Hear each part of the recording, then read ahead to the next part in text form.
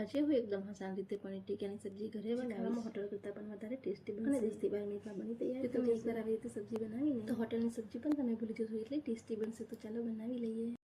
એક બાઉલમાં દહીં એડ કરી લઈશું અને 3 ચમચી બેસન એડ કરીશું. હવે 1 ટીસ્પૂન ધાણા જીરો પાવડર, 1 ટીસ્પૂન આદુ લસણની પેસ્ટ, 1 ટીસ્પૂન ગરમ મસાલો અને 1 ટીસ્પૂન ચાટ મસાલો એડ કરીશું. 1 ટીસ્પૂન લાલ મરચું પાવડર અને હાફ ટીસ્પૂન હળદર એડ કરીશું. અને હવે મેં 250 ગ્રામ જેટલું પનીર લઈ લીધું છે, એ એડ કરી લઈશું. હવે એક શિમલા મિર્ચ આ રીતે કટ કરી લીધું છે, એ એડ કરીશું. નહીં પણ આ રીતે મોટી કટ કરી લીધી છે, એ એડ કરી લઈશું. અને હવે સ્વાદ પ્રમાણે મીઠું એડ કરીશું અને બધી જ વસ્તુને સરસ મિક્સ કરી લઈશું.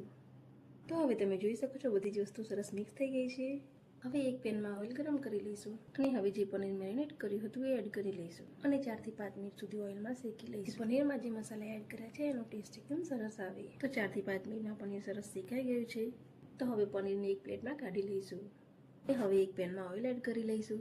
ઓઇલ થોડું ગરમ થઈ જાય એટલે 1 ટીસ્પૂન જીરું એડ કરી, જીરું થોડું શેકાઈ જાય એટલે 1 વાટકી ઝીણી સમારેલી ડુંગળી એડ કરી લઈશું અને હવે આદુ લસણની પેસ્ટ એડ કરી લઈશું. તો હવે ડુંગળીને 2 થી 3 મિનિટ સુધી શેકી લઈશું.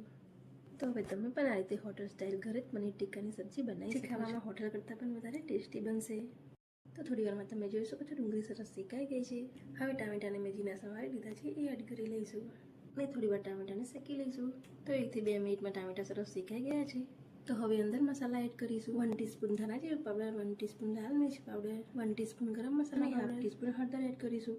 મીઠું મેં આગળ એડ કર્યું હતું એટલા માટે અત્યારે નથી કરી. જો તમને ઓછું લાગે તો તમે કરી શકો. હવે મસાલા સરસ રીતે શેકી લઈશું અને હવે ગ્રેવીમાં થોડું પાણી એડ કરી લઈશું અને હવે ફરી 2 થી 3 મિનિટ સુધી ગ્રેવીને શેકીશું. તો હવે ગ્રેવીમાંથી તેલ છૂટું પડે ત્યાં સુધી શેકી લઈશું અને હવે જે પનીર મેરિનેટ કરીને મૂક્યું હતું એ એડ કરી લઈશું. સારી રીતે મિક્સ કરી લઈશું અને 4 થી 5 મિનિટ માટે શેકી લઈશું. તો તૈયાર છે એકદમ રેસ્ટોરન્ટ સ્ટાઇલ પનીર ટીકાની સબ્જી. હું કહીશ તો તમને વિશ્વાસ નહીં આવે કે કેટલી સરસ બની છે. એટલે બનાવો અને ટ્રાય કરો કે કેવી બને છે અને કોમેન્ટમાં જરૂરથી કહેજો. અને જો વિડીયો ગમે તો ચેનલને લાઈક અને સબસ્ક્રાઈબ જરૂરથી કરજો.